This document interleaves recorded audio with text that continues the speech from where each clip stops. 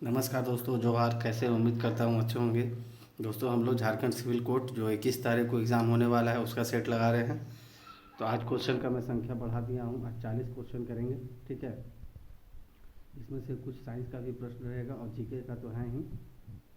ठीक है, तो चलिए पहला प्रश्न दोस्तों, सुलेमित करना है। देखिए, एक तरफ दिया है सूची 1 सूची 2, तो आपको मैच करना है। अगर देखिए इसमें आप तुक्का कैसे लगा सकते हैं। देखिए, अगर आपको एक भी घटना याद है तो आप इसको तुक्का लगा सकते हैं। जैसे जनवरी दिसंबर 1945-46 क्या हुआ था बताइए।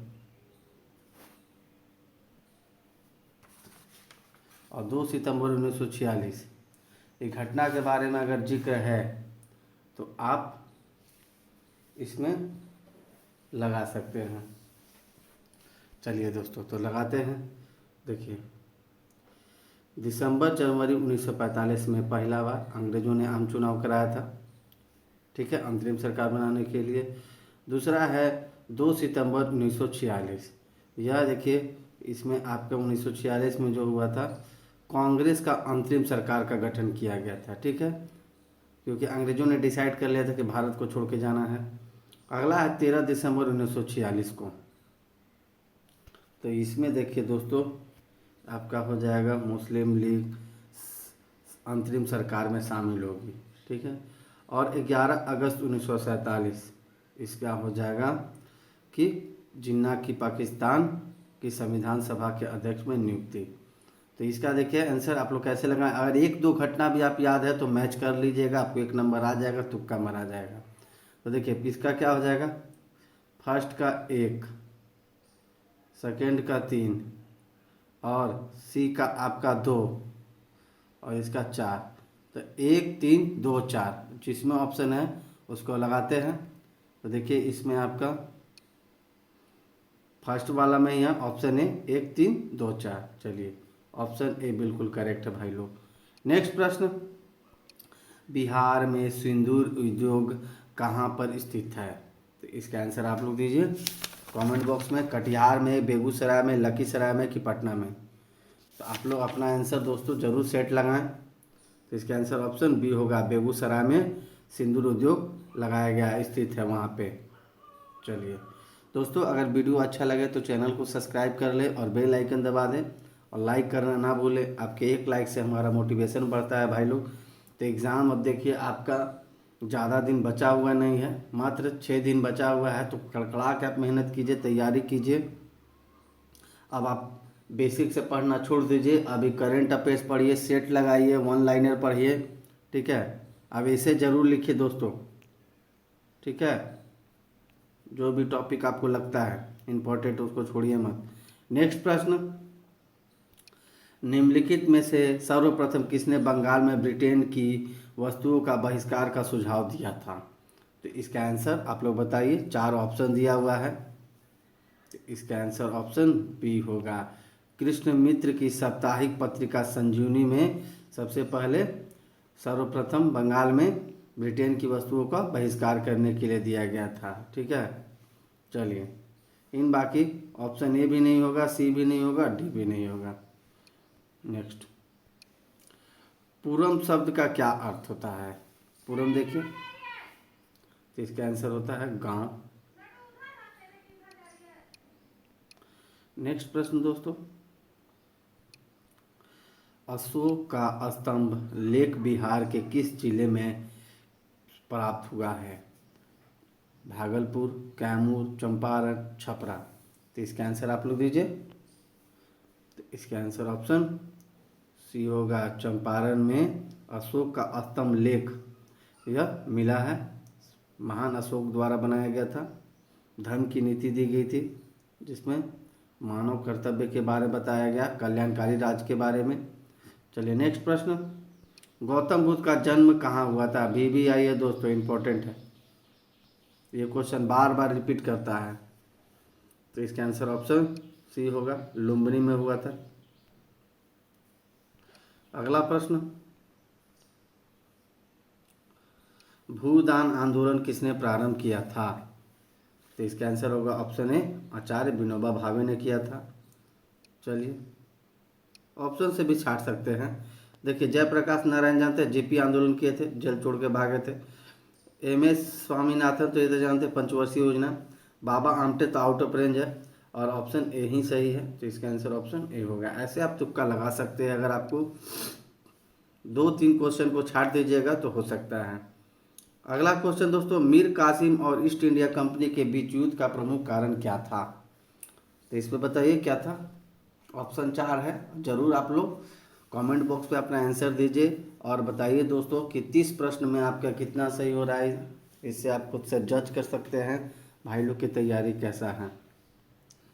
तो देखिए ऑप्शन से छाटते हैं हम लोग। देखिए सशस्त्र सेनाओं की संख्या में विषय में उनका विवाद, ये नहीं था। न्यायालयों के अधिकार क्षेत्र के विषय में, न्यायालय तो उस समय ये था, राजा ही न्याय करता था, ठीक है। और डी है ईस्ट इंडिया कंपनी के गुटिये आंतरिक झगड़ों का विवाद, नहीं भी नहीं था। ए भी नहीं था, बी भी नहीं था, डी भी नहीं था, तो आपका ऑप्शन हो जाएगा सी, क्योंकि राजस्व का मामला था। अंग्रेज 1757 में सिराजुद्दौला को जो हराए थे, ठीक है, भागीरथी नदी के किनारे पलासी का इलाका है, वहाँ पे पलासी का युद्ध सुने होंगे, 23 जून 1757 का, याद रखिएगा दोस्तों।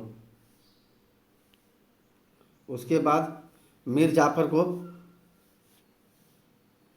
राजा बनाया गया था।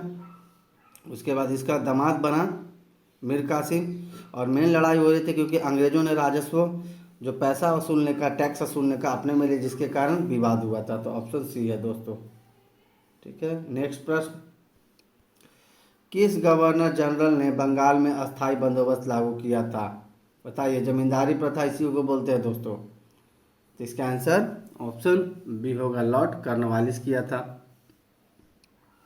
चलिए बी आंसर है इसका। सर्वप्रथम वयस्क मताधिकार के आधार पर चुनाव कराने वाला भारत का प्रथम राज्य कौन है? तो इसका आंसर आप लोग दीजिए दोस्तों। इसका आंसर ऑप्शन डी है, मणिपुर है। नेक्स्ट प्रश्न, नकारात्मक स्वतंत्रता क्या है? ऑप्शन ए विधि की बाध्यताओं का अभाव, बी विकल्प चयन की स्वतंत्रता, सी अपने स्वयं के शुभ के युग के अनुसरण की स्वतंत्रता, डी बाहरी बाधाओं का अभाव। तो इसका आंसर ऑप्शन ए हो जाएगा, विधि की बाध्यताओं का अभाव, ये नकारात्मक स्वतंत्रता है दोस्तों। ऑप्शन ए बिल्कुल करेक्ट है। नेक्स्ट प्रश्न, भारतीय संविधान ने भारत का निम्नलिखित में से किस रूप में उल्लेख किया है? तो बताइए इसको क्या किया है। तो इसका आंसर ऑप्शन सी होगा, संघ राज्य क्षेत्र। तो एक क्वेश्चन पूछता भी है कि भारत क्या है, देश है कि राज्यों का संघ है, ठीक है। तो क्या हो जाएगा, राज्यों का संघ है, ग्रुप बनाया गया एक और यूनियन है। अब इंग्लिश में भी ऐसे पूछता है, यूनियन ऑफ स्टेट है, ठीक है, याद रखिएगा। ऐसे हिंदी भी देता है उसमें। चलिए नेक्स्ट प्रश्न, संयुक्त राष्ट्र संघ द्वारा किस वर्ष मानव अधिकारों की सार्वभौमिक घोषणा की गई है? ये दोस्तों देखिए बीबीआई है, बीबीआई जितना भी लिखिएगा कम है, ये सब क्वेश्चन बार बार रिपीट होते हैं। तो इसका आंसर ऑप्शन सी होगा, 1948 में किया गया था। ह्यूमन राइट्स, ठीक है, मानवाधिकार सार्वभौमिक घोषणा की गई थी किसके द्वारा? यूएनओ के द्वारा। यूएनओ को क्या फुल फॉर्म होता है? यूनाइटेड नेशन ऑर्गेनाइजेशन, ठीक है। चलिए नेक्स्ट प्रश्न, 14 नंबर प्रश्न देखते हैं भाई लोग। राजनीति विज्ञान किस विज्ञान के होने के कारण मनुष्य के अध्ययन से संबंधित है? तो बताइए इसका 14 नंबर का आंसर। तो इसका आंसर ऑप्शन ए होगा, राजनीति विज्ञान सामाजिक विज्ञान के कारण मनुष्यों के अध्ययन से संबंधित है। अगर मनुष्य ही नहीं रहेंगे, मनुष्य का समाज ही नहीं रहेगा, तो राजनीति क्या रहेगा, ठीक है। और जितना भी राजनीतिक संस्था है वह सब मानवों के कल्याण के लिए, कार्य के लिए बनाया गया। भले यहाँ देखिए रियल लाइफ में सब शोषण करे, वो बात की बात है, लेकिन बनाया गया है और ताकि राजनीति विज्ञान और मनोविज्ञान में परस्पर घनिष्ठता का संबंध है, ठीक है। ऑप्शन ए बिल्कुल करेक्ट हो जाएगा भाई लोग। चलिए नेक्स्ट प्रश्न, आधुनिक राजनीति विज्ञान की परिभाषा किस बल पर नहीं देती है? तो बताइए इसका आंसर। 4 ऑप्शन है दोस्तों, 4 ऑप्शन को देखिए और ज़रूर टेस्ट लगाइए। अगर आपको लगता है कि नहीं कमेंट में जवाब नहीं देंगे तो कोई दिक्कत नहीं, आप घर पे ही जब यूट्यूब पे पूरा वीडियो देखिए तो आप अपने खुद से एनालिसिस कीजिए कि कितना स्कोर जा रहा है। तो इसका आंसर ऑप्शन डी होगा, राज्य और सरकार के अध्ययन में। ठीक है,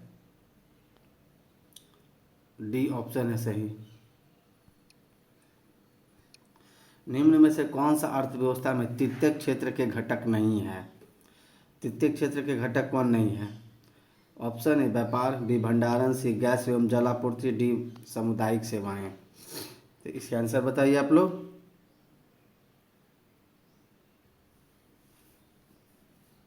तृतीय क्षेत्र के घटक नहीं है, तो इसका आंसर ऑप्शन सी हो जाएगा, गैस एवं जलापूर्ति। यह तृतीय क्षेत्र के घटक नहीं है। बाकी ये तीनों व्यापार, भंडारण और सामुदायिक सेवाएं ये तृतीय घटक के क्षेत्र हैं। चलिए नेक्स्ट प्रश्न, किस प्रकार के शोध उपयोगितावादी होते हैं? अनुसंधान शोध, प्रक्रियागत शोध, व्यवहारिक शोध, पारंपरिक शोध। तो इसका आंसर 4 ऑप्शन दिया है, बताइए। तो इसका आंसर ऑप्शन सी होगा, व्यवहारिक शोध। यह सबसे ज़्यादा उपयोगितावादी होता है, ऑप्शन सी सही है दोस्तों।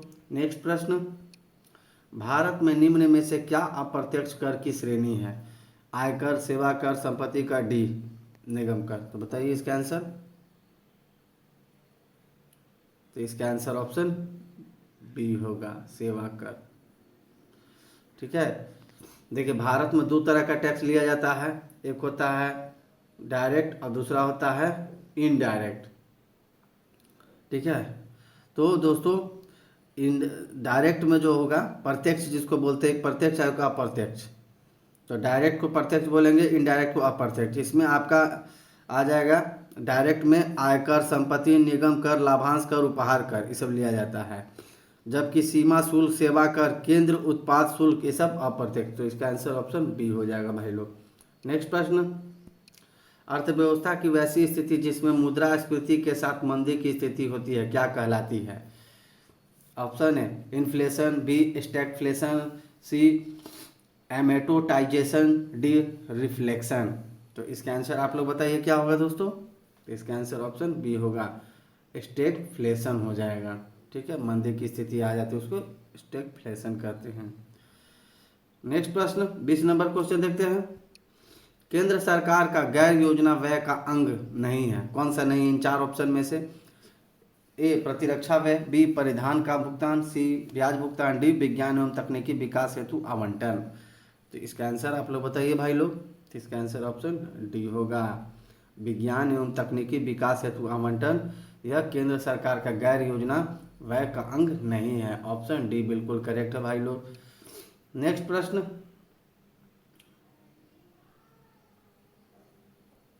चलिए देखते हैं 4 ऑप्शन।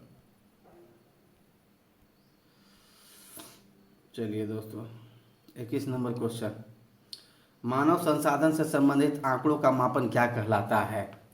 तो इन 4 ऑप्शन में से बताइए, ऑप्शन से आप छांट सकते हैं।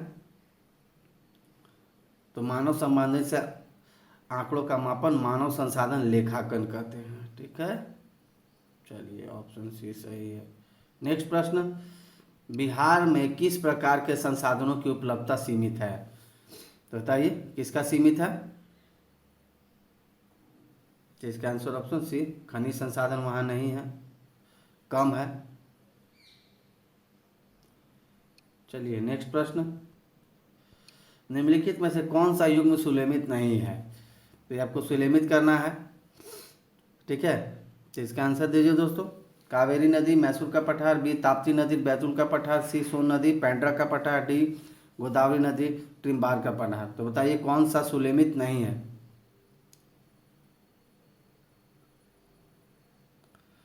देखिए इसका आंसर ऑप्शन ए होगा, कावेरी नदी मैसूर के पठार में स्थित नहीं है। ठीक है, चलिए और जान लेते हैं। कावेरी नदी जो है कर्नाटक एवं तमिलनाडु में बहने वाली एक प्रमुख नदी है, ठीक है भाई लोग, जिसका उद्गम स्थल पश्चिमी घाट से है। कावेरी नदी का उद्गम स्थल पश्चिमी घाट के, ठीक है, पश्चिमी घाट के आपका ब्रह्मगिरी पर्वत से है। कौन सा है? ब्रह्मगिरी, याद रखिएगा। चलिए अगला प्रश्न, सर्वप्रथम पारिस्थितिक तंत्र का शब्द का प्रयोग किसने किया था? इंपॉर्टेंट प्रश्न है दोस्तों, ये सब प्रश्न आने वाले हैं और ये सब बार बार रिपीट होते हैं प्रश्न। तो 24 नंबर का इसका आंसर बताइए। तो इसका आंसर ऑप्शन ए हो जाएगा। एजी टेंसले ने सबसे पहले पारिस्थितिकी तंत्र, जिसको इंग्लिश में इकोसिस्टम बोलते हैं, ऑप्शन ए बिल्कुल करेक्ट है। चलिए दोस्तों, दूरदर्शन की स्थापना किस वर्ष की गई थी? हम लोग रामायण देखते थे, शक्तिमान याद होगा दोस्तों, बताइए कब किया गया है? तो इसका आंसर ऑप्शन सी होगा, 1959 में किया गया है। चलिए अगला प्रश्न, प्रायद्वीपीय भारत की दक्षिणी छोर कन्याकुमारी स्थित है। अभी इसमें बता रहा कौन सा रेखा, मकर रेखा, भूमध्य रेखा, कर्क रेखा या भूमध्य रेखा के दक्षिण में। तो 26 का आंसर दीजिए। तो इसका आंसर होगा ऑप्शन बी हो जाएगा, भूमध्य रेखा के ऊपर में, उत्तर में है, सॉरी दोस्तों, भूमध्य रेखा के उत्तर में है, ऑप्शन बी करेक्ट है। नेक्स्ट प्रश्न, निम्न में से कौन सा कथन लेटेराइट मृदा के बारे में सत्य नहीं है? ट्रू नहीं है दोस्तों, सत्य नहीं है, ये नहीं कि सही है। चलिए 27 नंबर का आंसर बताइए। तो इसका आंसर ऑप्शन डी हो जाएगा, कृषि हेतु बहुत कम खाद और उर्वरक की जरूरत होती है। ये गलत है, क्योंकि जो लेटेराइट मृदा बंजर टाइप का होता है उसको खाद और उर्वरक और पानी की जरूरत ज़्यादा होती है। तो आपसे पूछा था नहीं है, तो ऑप्शन डी बिल्कुल करेक्ट हो जाएगा भाई लोग। चलिए नेक्स्ट प्रश्न दोस्तों, प्राकृतिक वृद्धि दर से क्या आशय है? तो इसका 4 ऑप्शन दिया है, आप देखिए और बताइए। तो इसका आंसर ऑप्शन ए हो जाएगा, जन्म एवं मृत्यु दर में अंतर, ये प्राकृतिक वृद्धि दर होता है। अगला प्रश्न, ब्रह्मोस सुपरसोनिक मिसाइल को हाल ही में किस भारतीय नौसेना के जहाज से लॉन्च किया गया है? तो बताइए, ये करंट अफेयर्स का क्वेश्चन है दोस्तों। तो इसका ऑप्शन हो जाएगा INS मुगाओ, ठीक है, ऑप्शन ए बिल्कुल सही है। यहीं से ब्रह्मोस सुपरसोनिक मिसाइल को लॉन्च किया गया था। अगला प्रश्न दोस्तों 30 नंबर, किस अभिनेता को बर्लिन में विशेष ओलंपिक यात्रा के लिए राजदूत एम्बेसडर के रूप में भारतीय दल में शामिल किया गया है? तो इसका आंसर आप लोग दीजिए। देखिए ये तो 4 ऑप्शन आप छाट सकते हैं। शाहरुख खान तो जानते, फिल्म इंडस्ट्री से, अक्षय कुमार, आमिर खान। तो इसका आंसर ऑप्शन ए हो जाएगा, आयुष्मान खुराना को किया गया है। चलिए अगला प्रश्न, कैराजीनिन किस शैवाल से प्राप्त होता है? साइंस का प्रश्न मैं आज डाला हूं दोस्तों। तो इसका आंसर ऑप्शन ए होगा, कॉन्ड्रस शैवाल से संबंध प्राप्त होता है कैराजीन शैवाल। चलिए 32 नंबर क्वेश्चन, एक इलेक्ट्रॉन को दूसरे इलेक्ट्रॉन के अधिक समीप लाने पर निकाय की वैद्युत स्थिति ऊर्जा क्या होगी? घटेगी, बढ़ेगी, उतनी ही रहती है, शून्य हो जाती है?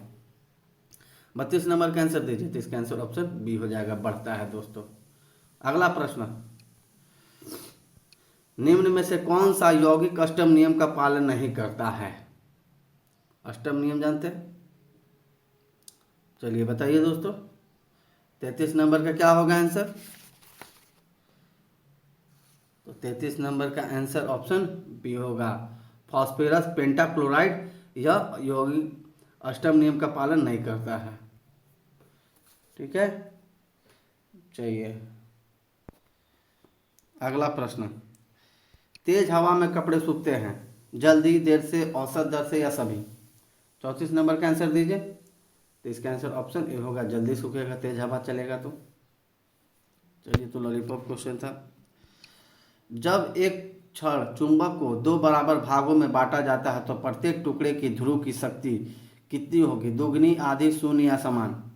35 नंबर का बताइए। तो इसका आंसर ऑप्शन डी होगा, समान रहेगा। चलिए, एंजाइम किस प्रकार की अभिक्रिया को उत्प्रेरित करती है? अपचयन, उपचयन, ए बी दोनों, इनमें से कोई नहीं? 36 नंबर का आंसर दीजिए। तो इसका आंसर ऑप्शन सी होगा, एंजाइम दोनों प्रकार की अभिक्रिया अपचयन और उपचयन दोनों को प्रेरित करती है। ठीक है, चलिए अगला प्रश्न, चाल समय ग्राफ का ढाल प्रदर्शित करता है। चाल, त्वरण, विस्थापन, वेग। तो इसका आंसर बताइए दोस्तों। तो इसका आंसर ऑप्शन बी होगा, त्वरण को प्रदर्शित करता है। अगला प्रश्न,